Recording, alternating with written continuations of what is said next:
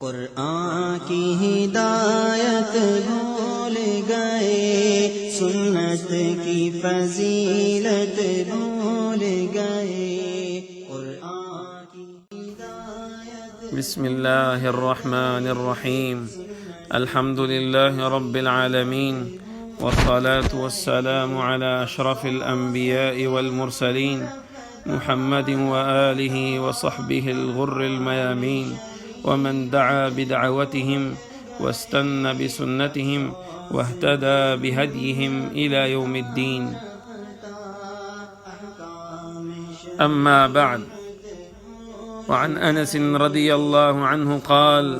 قال رسول الله صلى الله عليه وسلم: تصحروا فإن في السحور بركة، متفق عليه۔ میرے معزز و محترم سامعین کرام، آج درس حدیث کا عنوان ہے رمضان المبارک اور سحری کے برکات۔ رمضان المبارک اور سحری کرنے کے برکات۔ سرکار دو عالم صلی اللہ علیہ وسلم کے ارشاد مبارک ہے جو بخاری اور مسلم دونوں کے اندر موجود ہے۔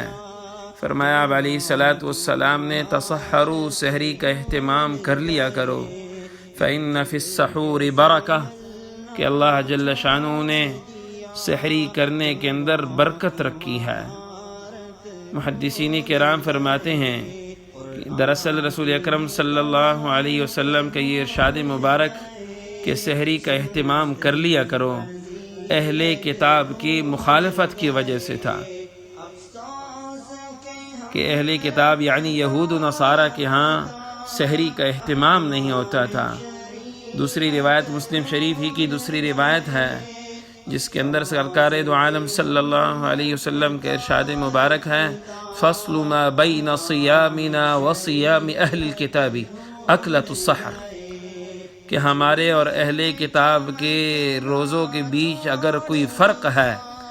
تو وہ فرق یہی ہے کہ وہ اہل کتاب یعنی یہود و نصارہ جو ہیں وہ سحری نہیں کرتے اور ہم سحری کرتے ہیں۔ اکلۃ السحر یعنی سحری کرنا، لہذا سحری کھانا جو ہے اس کو رسول اکرم صلی اللہ علیہ وسلم نے امت مسلمہ کے لیے یہود و نصارہ سے فرق پیدا کرنے کے لیے فرمایا ہے۔ اور جہاں تک رسول اکرم صلی اللہ علیہ وسلم کی روایت کے اندر دوسرا ٹکڑا ہے جس میں آپ نے فرمایا فإن فی السحور برکہ، کہ یاد رکھیے سحری کرنے کے اندر جو اللہ تعالیٰ نے برکتیں رکھی ہیں، یاد رکھیے کہ سحری کرنے میں اللہ تعالیٰ نے برکت رکھی ہے۔ اور وہ برکت کیا ہے؟ وہ برکت کے متعلق علامہ نووی صاحب رحمہ اللہ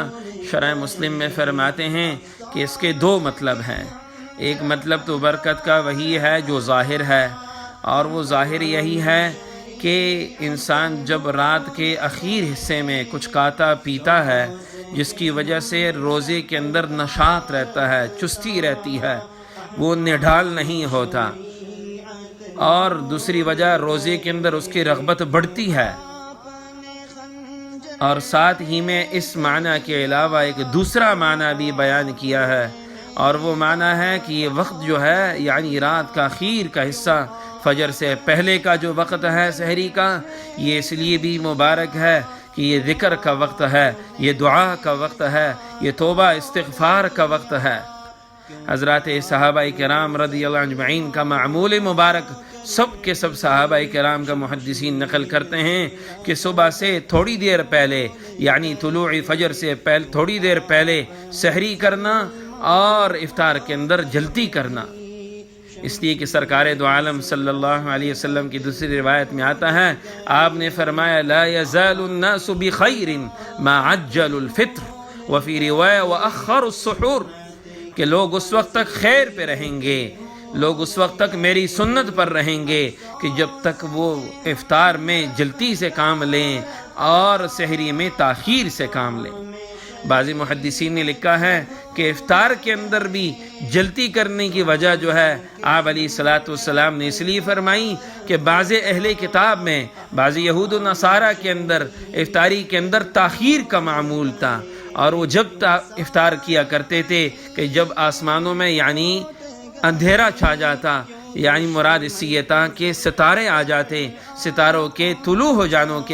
جانے کے بعد، ستاروں کے ظاہر ہو جانے کے بعد وہ افطار کا اہتمام کرتے تھے۔ تو سرکار دو عالم صلی اللہ علیہ وسلم نے فرمایا میری امت اس وقت تک خیر پہ رہے گی، یعنی میری سنت پر رہے گی اور بدعات سے دور رہے گی، جب تک کہ افطار کے اندر وہ جلدی سے کام لے، تاخیر نہ کریں، اور سحری میں وہ تاخیر سے کام لے، یعنی رات کے آخر حصے میں سحری کا اہتمام کریں۔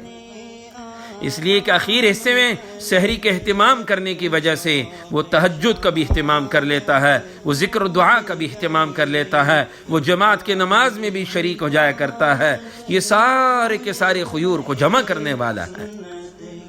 بلکہ بعض روایت میں تو سرکار دو عالم صلی اللہ علیہ وسلم نے مختلف طریقوں سے ارشاد فرمایا۔ ابن عدی کی روایت میں آتا ہے کہ سرکار دو عالم صلی اللہ علیہ وسلم نے فرمایا وَلَوْ بِشَرْبَةٍ مِّن مَّاءٍ، آپ نے فرمایا کہ اگرچہ ایک گھونٹ ہی پی لے پانی کا۔ اور طبرانی کے مرفوع روایت میں آتا ہے کہ سرکار دو عالم صلی اللہ علیہ وسلم نے فرمایا وَلَوْ بِحَبَّاتِ زَبِيبٍ، آپ نے فرمایا کہ کشمش کے چند عدد کشمش ہی لے لے،